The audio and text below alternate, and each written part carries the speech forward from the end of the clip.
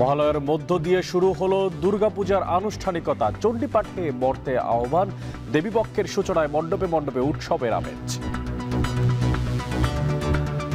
মা আমাদের জন্য অনেক কিছু নিয়ে আসছে, আমাদের কাছে তার কাছে পাওয়া চাওয়া সবকিছুই। সবাই মিলে পরিবার এবং বন্ধু বান্ধব সবার সাথে খুবই এনজয় করছি।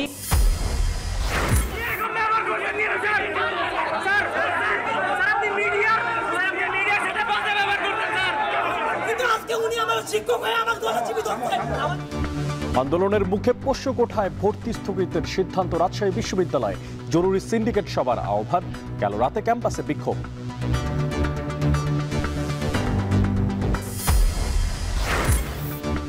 বছরে অর্ধ কোটি টাকা ব্যয় হলেও দেশের 10 রেলওয়ে হাসপাতাল বেহাল। চিকিৎসক সংকট ও অকেজ সরঞ্জামে সেবা বঞ্চিত রোগীরা।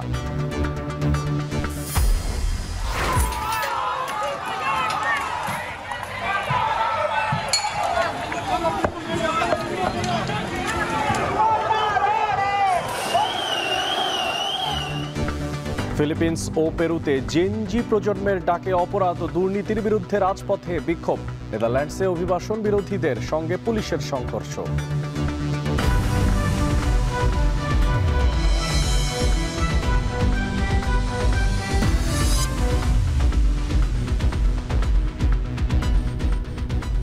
সবাইকে স্বাগত জানাচ্ছি এখন বাণিজ্যে। পুরো আয়োজনে আপনাদের সঙ্গে থাকছি আমি মশিউর অনেক। মহালয়ার মধ্য দিয়ে শুরু হয়েছে দুর্গোৎসবের দিন গণনা। ভোরে চণ্ডীপাঠের মধ্য দিয়ে আবাহন ঘটেছে দেবীপক্ষের দুর্যার। আর এই পিতৃপক্ষের অবসানের পর সূচনা হয় দেবীপক্ষের। সনাতন ধর্মাবলম্বীরা বিশ্বাস করেন দেবী দুর্গা মহিষাসুরকে বধ করার জন্যই পৃথিবীতে এই দিনে অবতরণ করেছিলেন। মহালয়ার 7 দিন পর 28 সেপ্টেম্বর ষষ্ঠীতে দশপূজা দেবীর আমন্ত্রণ ও অধিবাসে শুরু হবে দুর্গোৎসবের সূচনা। আরো জানাচ্ছেন তানজিলা খান। ঢাকে পড়েছে কাঠি। আশ্বিনের হাওয়ায় হাওয়ায় বার্তা শারদীয় দেবী দুর্গার আগমনের। অবসান হতে চলল সনাতন ধর্মাবলম্বীদের 1 বছরের অপেক্ষার। ভোরের আলো ফুটতেই শুরু হয় মহালয়ার ক্ষণ। কিছুক্ষণ চণ্ডীপাঠ আর মাঝে গান এবং নৃত্য পরিবেশনায় ঢাকেশ্বরী জাতীয় মন্দিরে চলে 1.5 ঘণ্টা ব্যাপী মহালয়ার আয়োজন। আর এরই মধ্য দিয়ে মর্তে আহ্বান জানানো হয় দুর্গতিনাশিনী দেবী দুর্গাকে।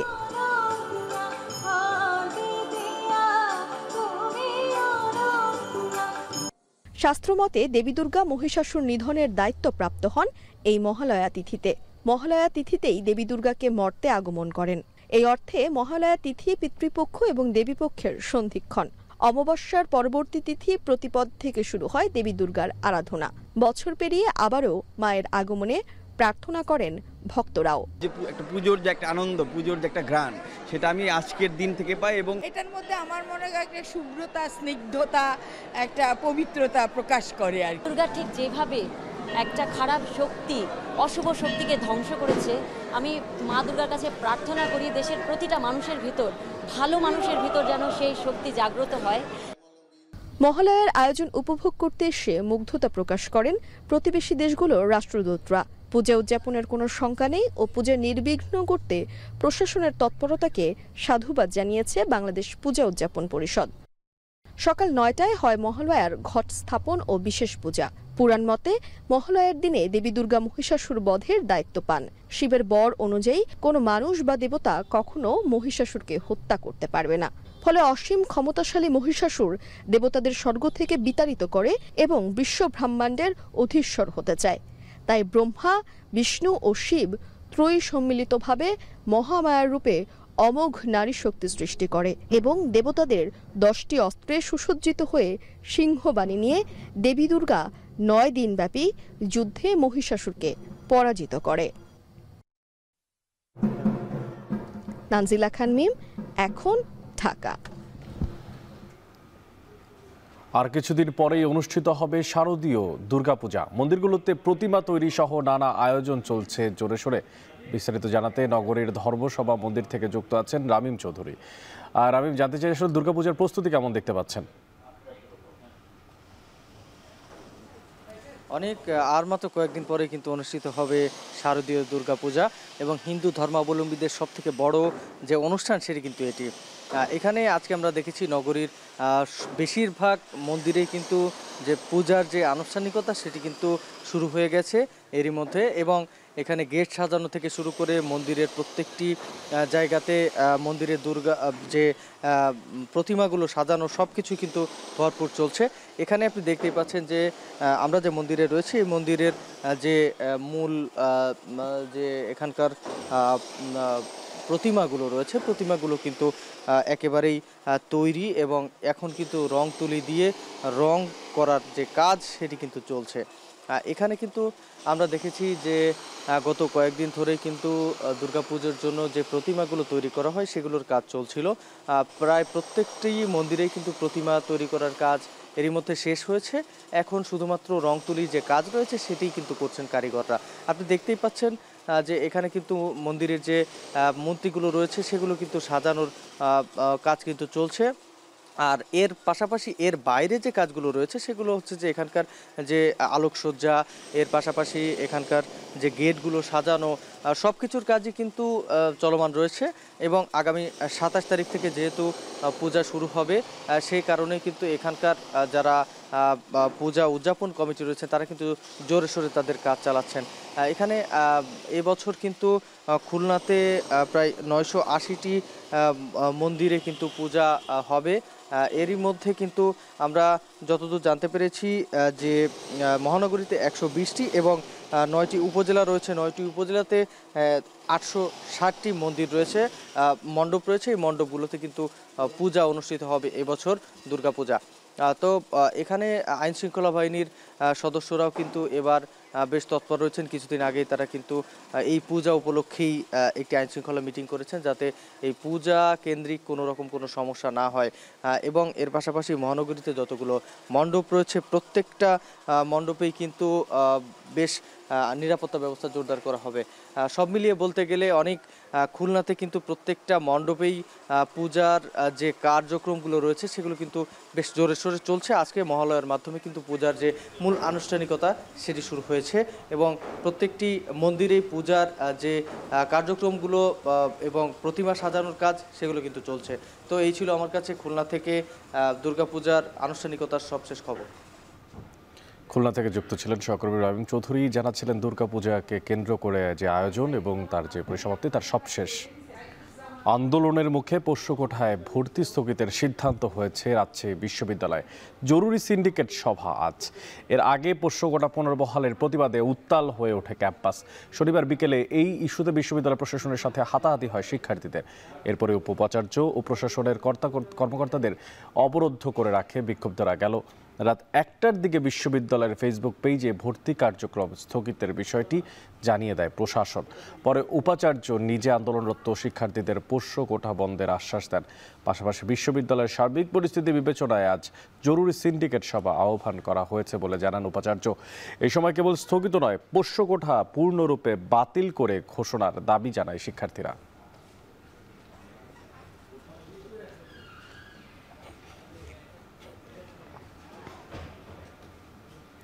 শিক্ষার্থীদের আন্দোলনের মুখে রাজশাহী বিশ্ববিদ্যালয়ে স্থগিত করা হয়েছে পোষ্যকোঠা। আজ ডাকা হয়েছে জরুরি সিন্ডিকেট। এদিকে পূর্ণ দিবস কর্মবিরতিতে রয়েছেন শিক্ষকরা। এই বিষয়ে বিস্তারিত জানানোর জন্য আমাদের সঙ্গে যুক্ত আছেন মারুফ হাসান। মারুফ, এই যে বিষয়টা সম্পর্কে একটু বিস্তারিত আপনার মাধ্যমে জানতে চাই। সিন্ডিকেট সভা কখন নাগাদ অনুষ্ঠিত হতে পারে এবং শিক্ষকরাও যে কর্মবিরতি দিয়েছে তার প্রভাব কতটা পড়তে শুরু করেছে, কি বলছেন শিক্ষার্থীরা?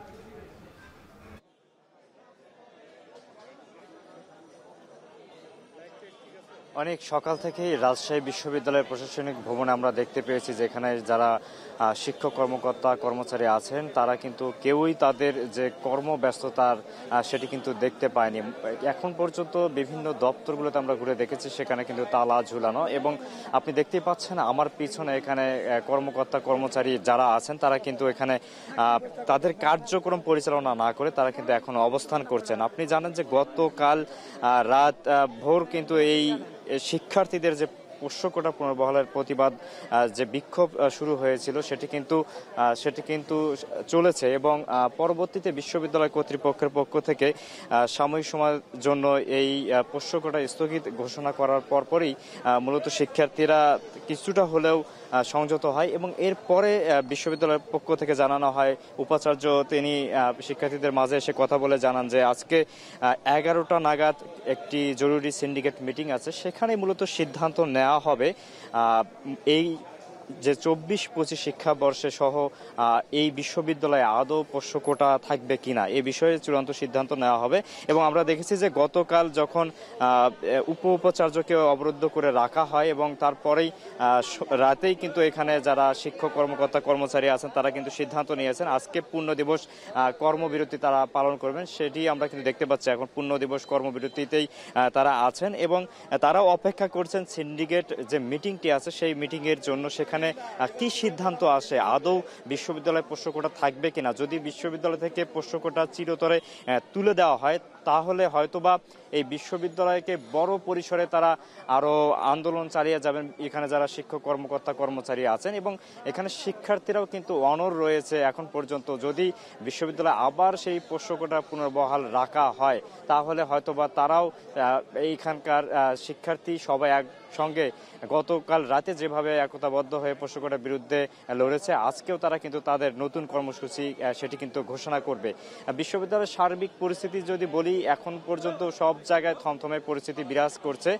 সামনে যেহেতু 25শে সেপ্টেম্বর রাকসু নির্বাচন হওয়ার কথা আছে, সেই রাকসু নির্বাচনকে ঘিরে এখনো কিন্তু এক ধরনের শঙ্কা আছে। আদৌ রাকসু নির্বাচন সঠিক সময়ের মধ্যে হবে কিনা এমনটা কিন্তু প্রশ্ন আমরা দেখতে পাচ্ছি। অনেক রাজশাহী বিশ্ববিদ্যালয় থেকে আমার কাছে এই ছিল এখন পর্যন্ত সবশেষ তথ্য। রাজশাহী বিশ্ববিদ্যালয়ের চলমান পরিস্থিতি নিয়ে সবশেষ জানানোর জন্য রাজশাহী বিশ্ববিদ্যালয় থেকে যুক্ত ছিলেন মারুফ হাসান।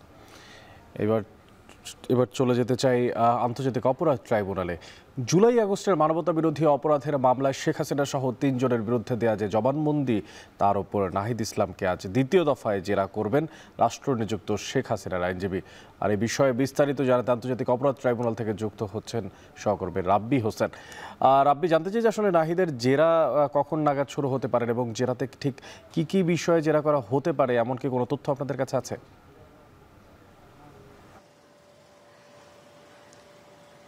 অনেক জুলাই আগস্টের মানবতা বিরোধী অপরাধের মামলায় সাবেক ক্ষমতাচ্যুত প্রধানমন্ত্রী শেখ হাসিনা, সাবেক স্বরাষ্ট্রমন্ত্রী আসাদুজ্জামান খান কামাল, সাবেক পুলিশ প্রধান চৌধুরী আব্দুল মামুনের বিরুদ্ধে জাতীয় নাগরিক পার্টির যিনি আহ্বায়ক এবং একসময় যিনি এই জুলাই অভ্যুত্থানের অন্যতম সংগঠক নাহিদ ইসলাম এর আগে জবানবন্দি দিয়েছিলেন, সেই জবানবন্দির উপর আজকে মূলত দ্বিতীয় দফায় জেরা করবেন স্টেট ডিফেন্স। এবং এর আগে 18 সেপ্টেম্বর প্রথম দফায় তাকে জেরা করা হয়েছিল এবং সেদিন জেরা শেষ না হওয়ায় আজকে মূলত তাকে দ্বিতীয় দফায় জেরা করা হবে এবং 11টার পর এই জেরা অনুষ্ঠিত হবে। এবং এখানে মূলত এর আগে তার যে জবানবন্দি সেখানে উঠে এসেছে যে কিভাবে 2018 সালের কোটা সংস্কার আন্দোলন থেকে 24-এর জুলাই আন্দোলন এবং 24-এর গণঅভ্যুত্থানে কিভাবে শেখ হাসিনা বাধ্য হয়ে পালিয়ে যেতে হয়েছিল ভারতে, সেই বিষয়গুলো তার জবানবন্দিতে উঠে এসেছে। এবং কিভাবে সমন্বয়কদেরকে ডিবি অফিসে গুম করে রাখা, আন্দোলন প্রত্যাহারে গোয়েন্দা সংস্থা যেভাবে তাদেরকে চাপ প্রয়োগ করা, সমন্বয়কদেরকে নির্যাতন, নানা মানসিক চাপ দেওয়া, তাদের পরিবারকে অত্যাচার করা, এই বিষয়গুলো এই নাহিদ ইসলামের জবানবন্দিতে উঠে এসেছে। পাশাপাশি এই আন্দোলন দমনে আওয়ামী লীগ কীভাবে বহিরাগত সন্ত্রাসীদেরকে এনে ঢাকা বিশ্ববিদ্যালয় সহ বিভিন্ন ক্যাম্পাসে ছাত্রদেরকে নির্যাতন অত্যাচার করা হয়েছিল, এই বিষয়গুলো নাহিদ ইসলামের জবানবন্দিতে আমরা দেখেছি উঠে এসেছে। এবং এই ট্রাইব্যুনালের প্রসিকিউশন এর আগেও বলেছেন যে এই নাহিদ ইসলামের জবানবন্দির মধ্য দিয়েই আন্তর্জাতিক অপরাধ ট্রাইব্যুনালে শেখ হাসিনা সহ যে 3 জনের বিরুদ্ধে জুলাই আগস্টের মানবতা বিরোধী অপরাধের মামলার অভিযোগ আনা হয়েছে, সেই মামলার সাক্ষ্য গ্রহণ তাদের মাধ্যমে শেষ হবে। এরপর মামলার যিনি তদন্তকারী কর্মকর্তা রয়েছেন তার যে জবানবন্দি রয়েছে সেটি দিবেন। পাশাপাশি একজন বিশেষজ্ঞের তারা জবানবন্দি নেবেন, কারণ যেই ধরনের ফরেন্সিক করা হয়েছে সেগুলোর বিষয়ে ট্রাইব্যুনালকে বলা প্রয়োজন, এই বিষয়গুলো আমাদেরকে প্রসিকিউশন জানিয়েছেন। এবং আজকে 11টার পর নাহিদ ইসলাম আসলে তার দ্বিতীয় দফায় জেরা অনুষ্ঠিত হবে এবং জেরার পরবর্তী সময়ে নাহিদ ইসলাম যদি কথা বলেন তাহলে আমরা আরও বিস্তারিত জানতে পারবো যে কোন কোন বিষয়গুলো উঠে আসছে। এই ছিল আমার কাছে আন্তর্জাতিক অপরাধ ট্রাইব্যুনাল থেকে সবশেষ খবর। আন্তর্জাতিক অপরাধ ট্রাইব্যুনালে আজ দ্বিতীয় দিনের মতো জেরা অনুষ্ঠিত হতে যাচ্ছে নাহিদ ইসলামের, সে বিষয়ে সবশেষ খোঁজখবর রাখছিলেন সহকর্মী রাব্বি হোসেন। এদিকে চট্টগ্রামে সাবেক ভূমিমন্ত্রী সাইফুজ্জামান চৌধুরী জাবেদের স্ত্রী রুকমিনা জামানের গাড়ি চালক ইলিয়াসের বাড়ি থেকে 23 বস্তা নথিপত্র উদ্ধার করেছে দুদক। আর এই সমস্ত যে নথিপত্রগুলো উদ্ধার করা হচ্ছে, এতে করে বিদেশি সম্পদের তথ্য, ভাড়া আর বিলের রসিদ লুকিয়ে রাখা হয়েছিল বলে জানিয়েছে দুদক কর্মকর্তারা। ভোর রাত 3টার দিকে চট্টগ্রামের কর্ণফুলী শিকলবাহা এলাকায় শিকদার বাড়ি থেকে এই সমস্ত আলামত জব্দ করা হয়। দুদকের উপপরিচালক বশির রহমান জানান, সাবেক ভূমিমন্ত্রীর ঘনিষ্ঠ 2 সহযোগীকে রিমান্ডে নেওয়ার পর তাদের দেওয়া তথ্য মতে অনেকগুলো ডকুমেন্টস গায়েব করা হয়েছে, যেগুলো রুকমিলা জামানের গাড়ি চালক ইলিয়াসের বাসায় রাখা হয়েছিল। কয়েকদিন বেশ কয়েকটি জায়গায় অভিযান চালানো হয়। অভিযানের তথ্য পেয়ে তারা বস্তাগুলো সরিয়ে ফেলে। পরে সিসিটিভির ফুটেজ পর্যালোচনা করে দেখা যায় অভিযানে যাওয়ার আধা ঘন্টা আগে এই আলামতগুলো সরিয়ে ফেলা হয়েছিল। কয়েকটি বস্তা খুলে দেখা যায় বিদেশের সম্পদ ক্রয় সংক্রান্ত পেমেন্ট, বাড়ি ভাড়া আদায়ের তথ্য, বিভিন্ন বিল পরিশোধ, কোর্টের আদেশ সংক্রান্ত কাগজপত্র রয়েছে ওই বস্তায়। 17 সেপ্টেম্বর সাবেক ভূমিমন্ত্রীর ঘনিষ্ঠ সহযোগী উৎপল পাল ও আব্দুল আজিজকে গ্রেফতার করে দুদক। এবার জাতিসংঘ সম্মেলন প্রসঙ্গ। বিএনপি মহাসচিব মির্জা ফখরুল ইসলাম আলমগীর এবং ভারপ্রাপ্ত চেয়ারম্যান তারেক রহমানের উপদেষ্টা হুমায়ুন কবির জাতিসংঘ সফরে আসছেন। আর এই খবরে উচ্ছ্বসিত আমেরিকা প্রবাসী বিএনপি নেতাকর্মীরা। যুক্তরাষ্ট্রের বিভিন্ন অঙ্গরাজ্য থেকে তারা জড়ো হচ্ছেন নিউ ইয়র্কে, আর নেতাদের স্বাগত জানাতে এবং কর্মসূচিতে অংশ নিতে চলছে নানা ধরনের প্রস্তুতি। বিস্তারিত জানাচ্ছেন আব্দুল আহাদ। জাতিসংঘের ৮০তম সাধারণ অধিবেশন উপলক্ষে অন্তর্বর্তী সরকারের প্রধান উপদেষ্টা অধ্যাপক ডক্টর মোহাম্মদ ইউনূসের সঙ্গে নিউ ইয়র্ক সফরে আসছেন বিএনপি মহাসচিব মির্জা ফখরুল ইসলাম আলমগীর। সফরসঙ্গী হিসেবে আরও রয়েছেন দলটির ভারপ্রাপ্ত চেয়ারম্যান তারেক রহমানের পররাষ্ট্র বিষয়ক উপদেষ্টা হুমায়ুন কবিরও। এই সফর ঘিরে যুক্তরাষ্ট্র বিএনপির নেতাকর্মীদের মাঝে দেখা গেছে ব্যাপক উৎসাহ ও উদ্দীপনা। দলটির বিভিন্ন শাখা ও অঙ্গ সংগঠনের পক্ষ থেকে বলা হচ্ছে, এটি শুধু কূটনৈতিক সফর নয়, বরং দেশের বর্তমান রাজনৈতিক বাস্তবতা আন্তর্জাতিক অঙ্গনে তুলে ধরার একটি বড় সুযোগ। বাংলাদেশ জাতীয়তাবাদী দলের মহাসচিব জনাব মির্জা ফখরুল ইসলাম আলমগীর এবং ভারপ্রাপ্ত চেয়ারম্যান জনাব তারেক রহমানের পররাষ্ট্র বিষয়ক উপদেষ্টা হুমায়ুন কবির, জামাত এবং এনসিপির প্রতিনিধি দল বিমানবন্দর থেকে শুরু করে এবং সাধারণ অধিবেশন চলাকালীন পর্যন্ত আমরা সেখানে উপস্থিত থাকব। কেন্দ্রীয় নেতাদের স্বাগত জানাতে যুক্তরাষ্ট্রের বিভিন্ন শহর থেকে নিউ ইয়র্কে আসছেন বিএনপি নেতাকর্মীরা। তৈরি হচ্ছে ব্যানার, পোস্টার এবং দলীয় পতাকা। জেএফকে বিমানবন্দরে অভ্যর্থনার পাশাপাশি জাতিসংঘ সদর দপ্তরের সামনে শান্তিপূর্ণ সমাবেশেরও আয়োজন করা হয়েছে, যেখানে দলের নেতারা বক্তব্য রাখবেন। আমাদের মহাসচিব আসছেন, আমাদের নেতাকর্মীরা সবাই যাবে এবং আমরা তো সবসময় আছি, সবসময় গেছি, যারা সবসময় থাকবো এবং আমি আশা করি যে আগের তুলনায় এবার আরও বেশি হবে লোকজন।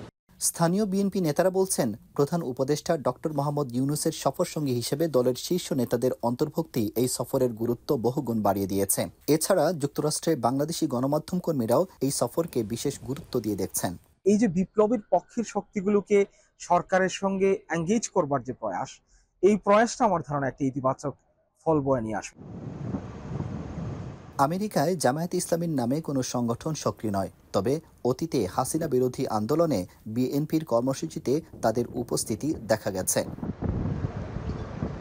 প্রধান উপদেষ্টার সফরকে কেন্দ্র করে বিএনপি, জামাত এবং এনসিপির শীর্ষ নেতাদের অংশগ্রহণ রাজনৈতিক সৌজন্যের পাশাপাশি একটি কৌশলেরও অংশ। নিয়োগ প্রবাসী বাংলাদেশিদের এসব কর্মসূচিতে অংশগ্রহণ প্রমাণ করছে বাংলাদেশের গণতন্ত্র প্রতিষ্ঠায় তারা কতটা সক্রিয়। আব্দুল আহাদ, এখন যুক্তরাষ্ট্র। প্রায় বছর খানেক আগে আলোচনায় এসেছিল রাসেল ভাইপার। বিশেষ করে বন্যা এবং অন্যান্য কারণে সেই সমস্ত সাপগুলো ভেসে এসেছিল উপকূলীয় অঞ্চলগুলোতে আর ছড়িয়েছিল আতঙ্ক। এবার বৃষ্টি, বন্যা সহ নানাভাবে সাপের আবাসস্থল ধ্বংসের কারণে আবার রাজশাহীর ক্ষেত খামার আর চরাঞ্চলে বেড়েছে সাপের উপদ্রব। আতঙ্কে দিন কাটছে নদী পার আর কৃষি শ্রমিকদের। দ্রুত চিকিৎসা নিশ্চিতে বিশেষায়িত ওয়ার্ড চালুর সিদ্ধান্ত নিয়েছে রাজশাহী মেডিকেল কলেজ হাসপাতাল। আর এমন অবস্থায় সচেতনতা বাড়ানোর তাগিদ সাপ গবেষকদের। সজীব আহমেদের ক্যামেরায় রাকিবুল হাসানের প্রতিবেদনে বিস্তারিত। উঁচু নিচু বরেন্দ্র এলাকা, দীর্ঘদিন ধরেই বন উজাড় করে বেড়েছে চাষবাস। গেল 4 মাসে 1200 মিলিমিটার বৃষ্টি ডুবিয়েছে ফসলের মাঠও।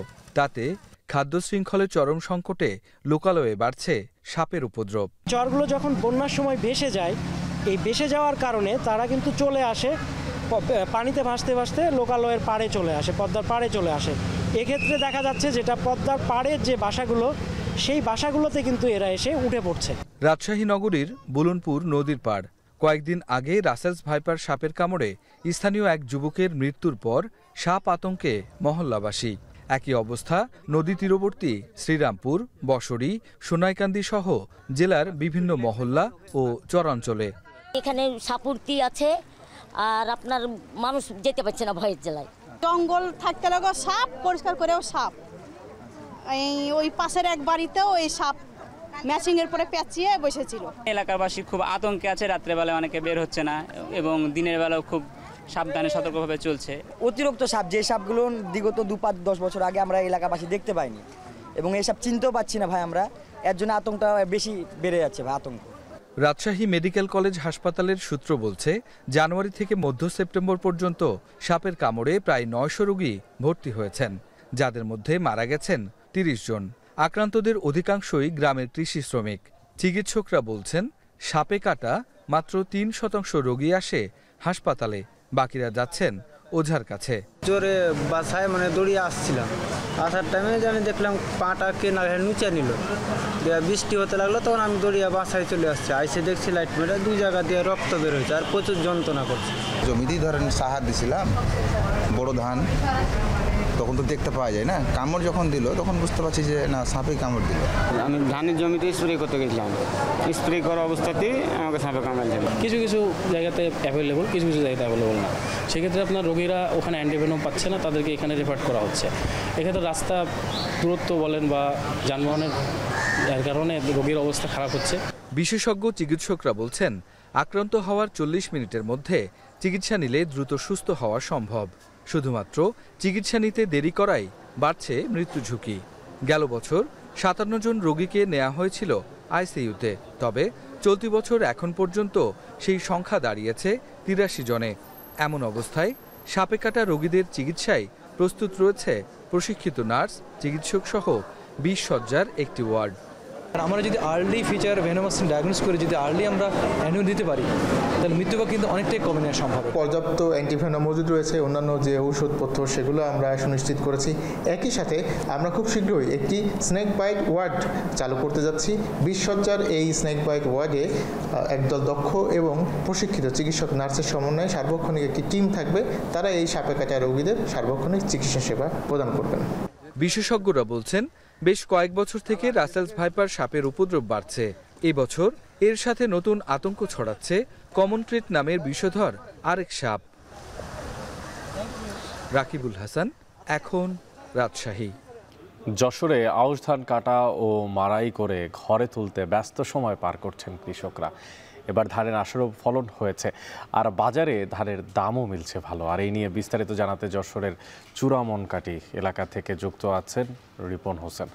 রিপন, এবছর কত হেক্টর জমিতে ধানের আবাদ হয়েছিল এবং কৃষকের মুখের হাসি কতটা ফুটেছে জানতে চাই আপনার মাধ্যমে।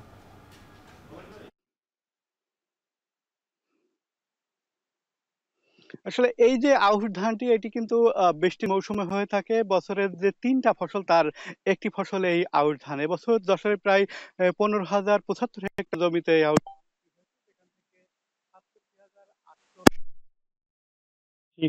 কর্মকর্তারা আমরা দেখেছি যে মাঠে যে ধানগুলো রয়েছে সেটি ইতিমধ্যে পাকতে শুরু করেছে এবং কৃষক যারা রয়েছেন তারা ধান কাটতেও শুরু করেছে, মাড়াই করছেন। এবং এবছর আবহাওয়া ভালো থাকায় অন্য বছরের তুলনায় ধান ভালো হয়েছে যা বলছেন যারা কৃষক রয়েছেন তারা বলছেন যে অন্য বছর বৃষ্টিপাত কম হয়। এই যে ধানগুলো চাষ হয় সাধারণত আউশ একটু উঁচু জমিতে চাষ হয়, তবে এবছর বৃষ্টিপাত বেশি হয়েছে সেই সময়টিতে, সে কারণে সেচ যে খরচ সেটিও লাগেনি। তারপরে এখন কিন্তু পোকামাকড় রোগবালাই সেটিও কম হয়েছে, সে কারণে ধানটি ভালো হয়েছে। এই যে সময়টি রয়েছে এখন যে সময়, সেই সময়টি কিন্তু বৃষ্টিপাত কম হচ্ছে, অর্থাৎ রোদ্দুর হচ্ছে, সে কারণে তারা ধান মাড়াই করতে ব্যস্ত সময় পার করছেন এবং যে উৎপাদন খরচ সেটি অন্য বছরের তুলনায় কিছুটা কম হবে বলে তারা বলছেন। যেহেতু বৃষ্টি হয়েছে, বৃষ্টির কারণে সেচ দিতে হয়নি, সে কারণে উৎপাদন খরচটা কিছুটা কম হবে। এবার এখন যেহেতু বৃষ্টি হচ্ছে না, সেই কারণে কারণে তারা যে মাড়াই করতে তাদের সুবিধা হচ্ছে, সে কারণে এই যে উৎপাদন খরচ সেটি কম হবে এবং বাজারে কিন্তু ভালো দামও তারা পাচ্ছেন। বর্তমানে 1300 টাকা থেকে 1400 টাকা এই ধানটি বিক্রি হচ্ছে। যদিও এই ধানটি সাধারণত বীজ হিসাবে রাখা হয়, সেক্ষেত্রে 3000 থেকে 4000 টাকাও কিন্তু অনেক সময় বিক্রি হয়ে থাকে যখন বীজের মৌসুম হবে তখন। মূলত এই ধানটি চাষ করা হয় বেশিরভাগ ক্ষেত্রে বীজ রাখার জন্য চাষ হয়ে থাকে। তবে কৃষকরা যারা বলছেন যে তাদের মুখে এবার হাসি ফুটেছে, অন্য বছরের তুলনায় এবছর ধান যেহেতু ভালো হয়েছে তারা কিছুটা হলেও লাভ করতে পারবেন, যেহেতু এই জমিগুলো 3 ফসলি জমি হিসাবে পরিচিত হয় কৃষকদের কাছে। বড় আমন এবং এই আউশ, এই 3 ফসলই কিন্তু এই সমস্ত জমি থেকে হয়ে থাকে, সেক্ষেত্রে তারা আরো বেশি লাভবান হতে পারবে। অন্যদিকে এই জমি থেকে আবার অনেকে সবজি চাষ করে থাকেন, যেহেতু চূড়ামনকাঠি এলাকার সবজির চাষের জন্য বিখ্যাত। এই সমস্ত জমি ধান কাটার পরে যে শীতকালীন যে সবজি, সেই সবজি কিন্তু তার বিখ্যাত। এই সমস্ত জমি ধান কাটার পরে যে শীতকালীন যে সবজি, সেই সবজি কিন্তু তারা চাষ করতে পারবে এবং চাষ করে তারাও লাভবান হতে পারবে। সব মিলে যশোরের যে 15,075 হেক্টর জমি রয়েছে সেই জমিতে আউশ ধান হচ্ছে, কৃষক ব্যস্ত সময় পার করছেন ধান মাড়াইতে। এই ছিল এখান থেকে আমার কাছে সর্বশেষ। যশোর থেকে যুক্ত ছিলেন সহকর্মী রিপন হোসেন। জিআই পণ্যের স্বীকৃতি নিয়ে এবার বাজার দখল করতে যাচ্ছে মেহেরপুরের চাষিদের উৎপাদিত মেহের সাগর কলা। কম খরচে অধিক লাভ আর দেশের সব জেলাতেই চাহিদা থাকায় দিন দিন যেন বেড়েই চলেছে মেহেরপুরের এই সাগর কলার আবাদ। চলতি মৌসুমে লক্ষ্যমাত্রার চেয়ে 355 হেক্টর বেশি জমিতে কলার আবাদ হয়েছে। আর জিআই পণ্য হিসেবে স্বীকৃতি পাওয়ার পর এবার কলা নিয়ে নতুন করে আশায় বুক বেঁধেছে চাষিরা। মেহেরপুর প্রতিনিধি মুজাহিদ আল মুন্নার তথ্য আর ছবিতে দেখবেন বিস্তারিত। মেহেরপুর জেলার নাম অনুসরণ করে মেহের সাগর কলার নামকরণ করা হয়। নরম শ্বাস, হালকা হলুদ রং ও সুস্বাদু এই কলার বৈশিষ্ট্য। অত্যন্ত সুস্বাদু হওয়ায় সারা দেশেই এর ব্যাপক চাহিদা। সাম্প্রতিক জিআই পণ্য হিসেবে মেহের সাগর কলা স্বীকৃতি পাওয়ায় এর বাজার আরও বেড়েছে। কম খরচে বেশি লাভ আর বিপণনে কোনো বেগ না পাওয়ায় চাষিরা ঝুঁকে পড়েছেন কলা চাষে। রোগবালাই ও উৎপাদন খরচ কম, তবে লাভ বেশি, তাই নিয়মিত ফসল ছেড়ে অর্থকরী ফসল কলা চাষে ঝুঁকছেন তারা। তার মধ্যে দাম অনুযায়ী কোনোটা বাজার ভালো পারে 1,60,70 হাজার হয়, কিন্তু বাজার কম হলে পারে একটু কম হয় আর কি। কিন্তু মেহেরপুর রঙিন সাগর বিখ্যাত। জমি লিজ খরচ 30,000 থেকে 35,000 টাকা বছরে। একটা বছর খেটি আপনার যদি 14 লাখ টাকা নাই হয়, তারপরে দেখা যায় খরচটা আমাদের উঠছে কোনো রকম। বছর ব্যবধানে জেলায় কলার আবাদ বেড়েছে প্রায় 350 হেক্টর জমিতে। প্রতি বিঘা কলা চাষে খরচ হয় 50 থেকে 60 হাজার টাকা। কলা বিক্রি হয় 1.5 লাখ থেকে 2 লাখ টাকা পর্যন্ত। এই কারণে মেহেরপুর কলার চাহিদা বেশি এবং বিভিন্ন জায়গার ব্যবসায়ীরা মেহেরপুরে আসে এবং মেহেরপুরে যে ব্যবসা করার জন্য যে পরিবেশ, সেই পরিবেশ খুব সুন্দর। মেহেরপুরের কলা ভালো সুস্বাদু, এই জন্য মেহেরপুরের কলা থাকাকালীন অন্য কোনো কলার চাহিদা হয় না, তার জন্য মেহেরপুরে আসছি এই কলা কিনতে। কলা চাষ করে স্বাবলম্বী কয়েক হাজার মানুষ। পাশাপাশি কলার বাজারজাত ও বিপণনের সঙ্গে জড়িত আরও অন্তত 10,000 শ্রমিক। কলা চাষ ও বাজারজাতে নিয়োজিত শ্রমিকদের দৈনিক আয় 700 থেকে 1200 টাকা পর্যন্ত। সকাল 7টার দিকে আসি এবং সন্ধ্যা 6টার দিকে বাসায় যায়। আমার হাজিরা কোনোদিন 700, 800, 900 এইভাবে হাজিরা হয়, কিন্তু এই হাজিরা থেকে আমার সংসার চলাচল করা হয়। জিআই পণ্য হিসেবে স্বীকৃতি পাওয়ায় চাহিদা বেড়ে জেলার কলার দাম বৃদ্ধি পাবে, এতে উপকৃত হবে কৃষক। এছাড়া নানা পরামর্শ দিয়ে কৃষকদের সহায়তার কথা জানায় কৃষি বিভাগ। কলার ভালো ফলন পেতে হলে অবশ্যই জৈব সার ব্যবহার করতে হবে। সেক্ষেত্রে আমরা চাষিদেরকে ভার্মি কম্পোস্ট ব্যবহার করার জন্য পরামর্শ দিই। এই পণ্য জিআই পণ্য হিসেবে স্বীকৃতি পাওয়াতে এর চাহিদা বেড়ে যাবে। যখন চাহিদা বেশি হবে তখন আমাদের এখানকে যারা কৃষক ভাই আছেন তারা সেটা বেশি দামে বিক্রি করতে পারবেন এবং এটা দেশের বিভিন্ন জায়গায় তখন ছড়িয়ে যাবে। কৃষি বিভাগ জানায় চলতি মৌসুমে জেলায় কলার চাষ হয়েছে প্রায় 3,000 হেক্টর জমিতে। উৎপাদন লক্ষ্যমাত্রা ধরা হয় 1,20,000 টন, যার আনুমানিক বাজার মূল্য 350 কোটি টাকা। এখন মেহেরপুর। জাতিসংঘ সাধারণ পরিষদের 80তম অধিবেশনে যোগ দিতে আজ রাতে যুক্তরাষ্ট্রের উদ্দেশ্যে ঢাকা ছাড়বেন প্রধান উপদেষ্টা অধ্যাপক ডক্টর মোহাম্মদ ইউনূস। তিনি 22 সেপ্টেম্বর নিউ ইয়র্কে পৌঁছানোর পর সাধারণ পরিষদের অধিবেশনে ভাষণ দেবেন 26 সেপ্টেম্বর। এছাড়া সফরকালে 30 সেপ্টেম্বর জাতিসংঘ সাধারণ পরিষদের সভাপতির সভাপতিত্বে অনুষ্ঠিত high level conference on the situation of Rohingya Muslims and other minorities in Myanmar শীর্ষক সভায়ও অংশ নেবেন তিনি। প্রধান উপদেষ্টার সফর সঙ্গী হিসেবে যাচ্ছেন 4 রাজনৈতিক নেতা। বিএনপি মহাসচিব মির্জা ফখরুল ইসলাম আলমগীর, বিএনপির আন্তর্জাতিক বিষয়ক সম্পাদক হুমায়ুন কবির, জামায়াত ইসলামীর নায়েবে আমির ডাক্তার সৈয়দ আবদুল্লাহ মোহাম্মদ তাহের, জাতীয় নাগরিক পার্টির সদস্য সচিব আক্তার হোসেন। 2 অক্টোবর প্রধান উপদেষ্টার দেশে ফেরার কথা রয়েছে।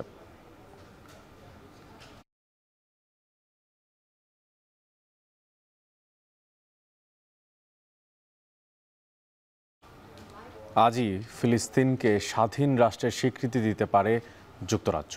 স্থানীয় সময় বিকেলেও আনুষ্ঠানিক এই ঘোষণা দিতে পারেন ব্রিটেন প্রধানমন্ত্রী কিয়ার স্টারমার। গেল জুলাই মাসে এই আভাস দিয়েছিল স্টারমার প্রশাসন। ব্রিটিশ সরকার জানায়, ইসরায়েল অবিলম্বে গাজায় যুদ্ধবন্ধের প্রস্তাবে রাজি না হলে এবং শান্তি প্রতিষ্ঠায় দ্বিরাষ্ট্র সমাধানের বিরোধিতা করলে সেপ্টেম্বরে নিজেদের অবস্থান থেকে সরে আসবে যুক্তরাজ্য। স্বাধীন রাষ্ট্র হিসেবে স্বীকৃতি দেয়া হবে ফিলিস্তিনকে। মূলত এটাই ছিল স্টারমার প্রশাসনের শেষ আলটিমেটাম। বার্তা সংস্থা বিবিসির দাবি, ফিলিস্তিন ইস্যুতে যুক্তরাজ্যের এমন অবস্থান ব্রিটিশ পররাষ্ট্রনীতির বড় পরিবর্তনের উদাহরণ। যদিও যুক্তরাজ্য সরকারের এমন নীতি বদলের তীব্র সমালোচনা করেছে ইসরায়েল। ক্ষোভ প্রকাশ করেছে গাজায় জিম্মি থাকা ইসরায়েলিদের পরিবারের সদস্যরাও।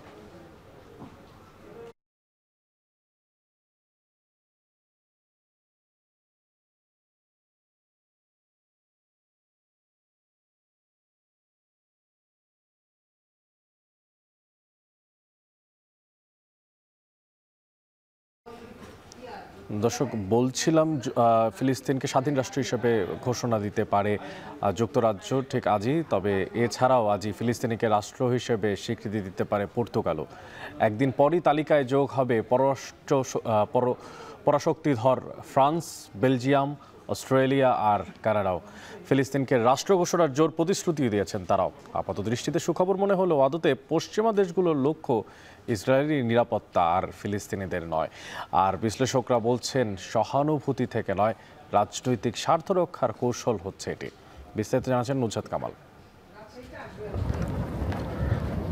2012 সালের নভেম্বর থেকে পর্যবেক্ষক রাষ্ট্র হিসেবে জাতিসংঘ সাধারণ পরিষদের অধিবেশনে জায়গা পেলেও আজও সদস্য নয় ফিলিস্তিন। বছরের পর বছর ধরে চলতে থাকা ইসরায়েলি বর্বরতার মুখে চলতি বছরের মার্চ মাস পর্যন্ত জাতিসংঘের 193 সদস্যের মধ্যে 147টি অর্থাৎ 76% বেশি সদস্য দেশ ফিলিস্তিনকে স্বীকৃতি দিয়েছে সার্বভৌম রাষ্ট্র হিসেবে। 23 মাস ধরে চলতে থাকা হত্যাযজ্ঞে 65,000-এর বেশি ফিলিস্তিনির প্রাণহানি, পশ্চিম তীরে সহিংস অবরোধ, একের পর এক প্রতিবেশী দেশে হামলা, আন্তর্জাতিক আইন ও মানবাধিকারের প্রতি চরম উপেক্ষা দেখালেও ইসরায়েলকে সন্ত্রাসী রাষ্ট্র ঘোষণার প্রশ্নে এখনও নীরব বিশ্ব রাজনীতিতে প্রতাপশালী দেশগুলো। তবে আগ্রাসন সীমা ছাড়ানোয় বিশ্বজুড়ে তোপের মুখে সম্প্রতি নড়েচড়ে বসতে শুরু করে ইউরোপের দেশগুলো। স্পেন, আয়ারল্যান্ড, নরওয়ে, সুইডেন ও সাইপ্রাসের পর রোববার ফিলিস্তিনকে রাষ্ট্র হিসেবে স্বীকৃতি দিচ্ছে পর্তুগাল। একদিন পরই নিউ ইয়র্কে জাতিসংঘ সাধারণ পরিষদের চলতি বছরের অধিবেশনে ফিলিস্তিন রাষ্ট্রকে স্বীকৃতি দেওয়ার তালিকায় যুক্ত হবে পরাশক্তিধর ফ্রান্স, যেখানে বাস ইউরোপের সবচেয়ে বড় ইহুদি ও মুসলিম সম্প্রদায়ের। Il va faire un geste un peu tardif. On ne peut pas le lui reprocher, hein. On peut que le féliciter pour ce geste. Mais il faut rappeler que la France est le 148e pays à reconnaître l'État de Palestine. Et que la priorité actuellement, c'est le massacre à Gaza. Sont génocidés, ça n'est pas la priorité pour moi. C'est très bien que cette reconnaissance ait lieu, mais la priorité, c'est d'arrêter de vendre des armes à Israël. অধিবেশন চলাকালে সোমবারই ফিলিস্তিনকে রাষ্ট্র ঘোষণার প্রতিশ্রুতি দিয়েছে Belgium, Australia, Canada সহ প্রায় 10টি দেশ। যদিও ইসরায়েল গাজায় মানবিক সংকট শিথিলে এবং দীর্ঘমেয়াদী শান্তি প্রক্রিয়ায় সম্মত হলে সিদ্ধান্ত পাল্টাতে পারে লন্ডন। তবে এভাবেই মধ্যপ্রাচ্য সংকটের দ্বিপাক্ষিক সমাধানের আহ্বান জোরদার হচ্ছে ইসরায়েলের কয়েক দশকের ঘনিষ্ঠ মিত্র রাষ্ট্রগুলোতে। কিন্তু কেন? আপাত দৃষ্টিতে সুখবর মনে হলেও আদতে পশ্চিমা দেশগুলোর লক্ষ্য ইসরায়েলের নিরাপত্তা, ফিলিস্তিনিদের নয়। বিশ্লেষকরা বলছেন, সহানুভূতি থেকে নয়, রাজনৈতিক স্বার্থ রক্ষার কৌশল এটি। It is more about politics and less about sentiment. It is also more, rather strategic in the sense that the governments want to sort of create a new status quo, kind of a new situation in order to pressure Israel in some form of, new round of negotiation. And as I said, Gaza matters, but it is probably more of an amplifier rather than the only motive. I think in the end there is electoral politics. অবশ্য ফিলিস্তিনকে রাষ্ট্র হিসেবে স্বীকৃতি দিতে ইচ্ছুক দেশগুলো বলছে গাজায় ইসরায়েলের বিধ্বংসী আগ্রাসন এবং অধিকৃত পশ্চিম তীরে নতুন ইহুদি বসতি নির্মাণ বন্ধ করতে আর ফিলিস্তিনিদের সাথে শান্তি প্রক্রিয়ায় প্রতিশ্রুতিবদ্ধ হতে ইসরায়েলকে চাপ প্রয়োগে এই পদক্ষেপ। ইসরায়েলের ঘনিষ্ঠতম মিত্র আর বিশ্ব রাজনীতির মোড়ল যুক্তরাষ্ট্র ইউরোপীয় মিত্রদের এ অবস্থানের ঘোর বিরোধী। নুজহাত কামাল, এখন বিশ্ব। এবার যেন বিশ্বজুড়েই তার প্রভাব ফেলতে শুরু করেছে জেনজিরা। এই প্রজন্মের বিক্ষোভে এবার উত্তাল হয়ে পড়েছে ফিলিপিন্স ও পেরু। এর মধ্যে দুর্নীতি বিরোধী বিক্ষোভ উত্তেজনা চরম পর্যায়ে পৌঁছেছে দক্ষিণ এশিয়ার দেশ ফিলিপিন্স। আর অন্যদিকে পেনশন সংস্কার, প্রশাসনের অনীহা আর দেশ জুড়ে অপরাধমূলক কর্মকাণ্ডের প্রতিবাদে রাস্তায় নেমেছে দক্ষিণ আমেরিকার দেশ পেরুর শিক্ষার্থীরা। ঘটছে ব্যাপক সংঘর্ষের ঘটনাও। এছাড়া তরুণ প্রজন্মের অভিবাসন বিরোধী আন্দোলনে সহিংস পরিস্থিতি তৈরি হয়েছে নেদারল্যান্ডসে। বিস্তারিত সমস্ত তথ্যপাত তুলে ধরছেন তৌহিদুর রহমান। নেপালের পর এবার ফিলিপিন্সেও বইছে জেনজি প্রজন্মের ডাকা দুর্নীতি বিরোধী বিক্ষোভের ঝড়। বন্যার উদ্দেশ্যে বরাদ্দ তহবিলে নেতা, মন্ত্রী ও সরকারি আমলাদের দুর্নীতিতে ফুঁসে উঠেছে সাধারণ জনতাও। ঘোষণা দিয়ে রোববার সকাল থেকে রাজধানী ম্যানিলার রাস্তায় নেমেছে হাজার হাজার মানুষ। প্লেকার্ড হাতে স্লোগানে ছড়াচ্ছে উত্তেজনা। এমন পরিস্থিতিতে রাজধানী সহ সারা দেশে 50,000-এর বেশি পুলিশ মোতায়েন করা হয়েছে। সর্বোচ্চ সতর্ক অবস্থানে রয়েছেন আইন শৃঙ্খলা রক্ষাকারী বাহিনীর সদস্যরা। বন্যা নিয়ন্ত্রণ জালিয়াতির প্রতিবাদে বেশ কয়েকদিন ধরেই চলমান আন্দোলন এখন সরকার বিরোধী বিক্ষোভে রূপ নিয়েছে। কষ্টার্জিত অর্থ থেকে দেয়া করের মাধ্যমে দেশের উন্নয়ন প্রকল্পের নামে দুর্নীতি কিছুতেই মেনে নেওয়া হবে না বলেও জানান বিক্ষোভকারীরা। চলতি মাসের শুরুতে একটি নির্মাণ সংস্থা প্রায় 30 জন হাউস সদস্য এবং গণপূর্ত ও মহাসড়ক বিভাগের কর্মকর্তাদের বিরুদ্ধে নগদ অর্থ গ্রহণের অভিযোগ এনেছেন। এরপর দেশটির অর্থ বিভাগ জানায়, বন্যা নিয়ন্ত্রণ প্রকল্পে দুর্নীতির কারণে 2023 সাল থেকে 2025 সাল পর্যন্ত $2 বিলিয়ন সমপরিমাণ ক্ষতি হয়েছে। তবে পরিবেশবাদী সংস্থা গ্রিনপিস তাদের এক প্রতিবেদনে দাবি করেছে, দেশটির জলবায়ু সংক্রান্ত প্রকল্পগুলোতে ক্ষতির পরিমাণ আসলে প্রায় $18 বিলিয়ন। এরপর থেকেই মূলত শুরু হয় বিক্ষোভ। এদিকে সরকারের বিরুদ্ধে রাজপথে নেমেছে দক্ষিণ আমেরিকার দেশ পেরুর জেনজি প্রজন্ম।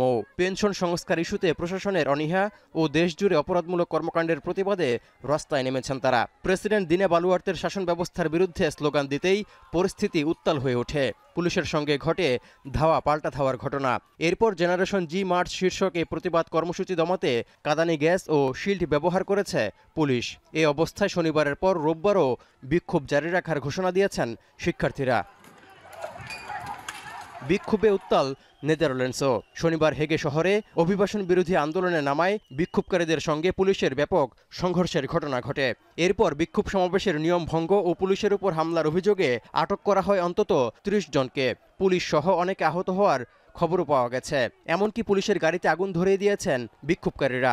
এ ধরনের সহিংসতা মেনে নেওয়া হবে না বলে সতর্ক করেছেন প্রধানমন্ত্রী ডিক স্কুফ। তৌহিদুর রহমান, এখন বিশ্ব।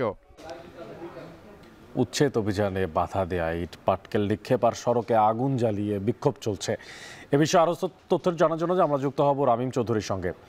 রামিম, এই যে উচ্ছেদ অভিযানে বাধা দেওয়ার প্রসঙ্গ আসছে, তো কারা বাধা দেওয়ার পেছনের মূল হোতা এবং পরিস্থিতি এখন কেমন দেখতে পাচ্ছেন বা প্রশাসনই বা কি বলছে? অনেক উচ্ছেদ অভিযানকে ঘিরে কিন্তু খুলনার বাস্তুহারা যে এলাকাটি রয়েছে সেখানে কিন্তু বেশ উত্তেজনাকর পরিস্থিতির সৃষ্টি হয়েছে। সকালে আমরা দেখেছি যে এখানে জেলা প্রশাসনের কর্মকর্তারা সহ প্রশাসনের বিভিন্ন পর্যায়ের কর্মকর্তারা কিন্তু এখানে এসেছিলেন উচ্ছেদ অভিযানের জন্য অবৈধ স্থাপনা, এবং ঠিক সেই সময়টাতে কিন্তু এখানকার স্থানীয় যারা রয়েছেন তারা এখানে ইটপাটকেল নিক্ষেপ করেন এবং তারা বাধা দেন। এবং বাধা দেওয়ার পরেই কিন্তু এখানে আস্তে আস্তে এখানকার যারা রয়েছেন তারা কিন্তু এখানে এদিকে দেখেছি যে হামলা চালায়। এদিকে তারা বলছেন যে মূলত কিন্তু তাদেরকে একেবারেই সময় দেওয়া হয়নি এবং যার ফলে কিন্তু তারা এভাবে উচ্ছেদ করা কিন্তু তাদের যাবে না, এমন কথাই তারা বলছেন। এবং প্রশাসনের পক্ষ থেকে যখনই এখানে এসেছেন তারপর থেকে কিন্তু উত্তেজনার সৃষ্টি হয়েছে। এখানে আপনি দেখতেই পাচ্ছেন যে রাস্তায় কিন্তু এখানে টায়ার জ্বালিয়ে রাখা হয়েছে, বিভিন্ন জিনিস জ্বালিয়ে রাখা হয়েছে যাতে এখান থেকে কোনো যানবাহন চলাচল করতে না পারে। বিশেষ করে এই যে বাসোয়ারার এই রাস্তাটিতেই কিন্তু মূল সড়ক এই গলিতে ঢোকার, এবং এখানকার সাধারণ মানুষের যে দাবি যে এখানে তারা দীর্ঘদিন যাবৎ বসবাস করে আসছেন এবং এখানে অবৈধভাবে তাদের উচ্ছেদ করার চেষ্টা করা হচ্ছে। তবে প্রশাসনের পক্ষ থেকে কিন্তু বেশ কয়েকবারই এখানে আমরা দেখেছি যে উচ্ছেদ অভিযান করার চেষ্টা করা হয়েছে, তারপরেও কিন্তু সফল হয়নি তারা। এবং এখানে প্রশাসনে যারা রয়েছেন তারা কিন্তু যখনই এখানে বাধাগ্রস্ত হয়েছে উচ্ছেদ অভিযানটি, ঠিক তার পরেই কিন্তু দেখেছি প্রশাসনের বিভিন্ন বিশেষ করে পুলিশ প্রশাসন বা অন্যান্য যে আইনশৃঙ্খলা বাহিনীর সদস্যরা ছিলেন তারা কিন্তু টিয়ার সেল নিক্ষেপ করেন, এর পাশাপাশি লাঠিচার্জও করেছেন এখানে। অপরদিকে এখানকার যারা স্থানীয় রয়েছেন তারা কিন্তু এখানে ইটপাটকেল নিক্ষেপ করেন প্রশাসনের কর্মকর্তাদের উপর। সেক্ষেত্রে দুপক্ষেরই একটি ধাওয়া পাল্টা ধাওয়ার সৃষ্টি হয় এবং তারপরে কিন্তু এখানে একটি উত্তেজনাকর পরিস্থিতির সৃষ্টি হয় এবং প্রশাসন কিন্তু পিছু হাঁটে। এখানকার সাধারণ যারা জনগণ রয়েছেন তাদের যে বলতে গেলে এখানে কিন্তু অনেক মানুষ আপনি দেখতে পাচ্ছেন। এখানে বেশ কয়েকজনকে আমরা দেখেছি যে এখানে কিন্তু মাথায় হাতে পায়ে বিভিন্ন জায়গায় ব্যান্ডেজ করে রাখা হয়েছে এবং এখানে কিন্তু আমরা দেখছি যে এখানে সাধারণ উত্তেজনাকর জনগণ পরিস্থিতি কিন্তু দেখতে পাচ্ছি, উত্তেজনাকর পরিস্থিতি কিন্তু আমরা দেখতে পাচ্ছি। এখানকার সবাই অভিযোগ করছে যে পুলিশ প্রশাসনের যারা রয়েছেন তারা কিন্তু এখানে তাদের উপরে পুলিশের হামলা চালিয়েছে। তো সব মিলিয়ে বলে চলে যে বাসোয়ারার কলোনিতে কিন্তু বেশ উত্তেজনাকর পরিস্থিতি সৃষ্টি হয়েছে এখানে, এবং সব মিলিয়ে কিন্তু অনেক এই ছিল আমার কাছে বাসোয়ারা থেকে সবশেষ খবর। উচ্ছেদ অভিযানকে কেন্দ্র করে রণক্ষেত্রে পরিণত হয়েছে খুলনা, সে বিষয়ে সবশেষ জানাচ্ছিলেন সহকর্মী রামিম চৌধুরী। এই ছিল এখন বাণিজ্যের আয়োজন। এখন টেলিভিশন ওয়েবসাইটে দেখতে ভিজিট করুন www.ekhon.tv। এছাড়া এখন টেলিভিশন ফেসবুকে দেখতে ভিজিট করুন facebook.com/tv.ekhon এবং ইউটিউবে এখন টেলিভিশন দেখতে ভিজিট করুন youtube.com/c/ekhon tv।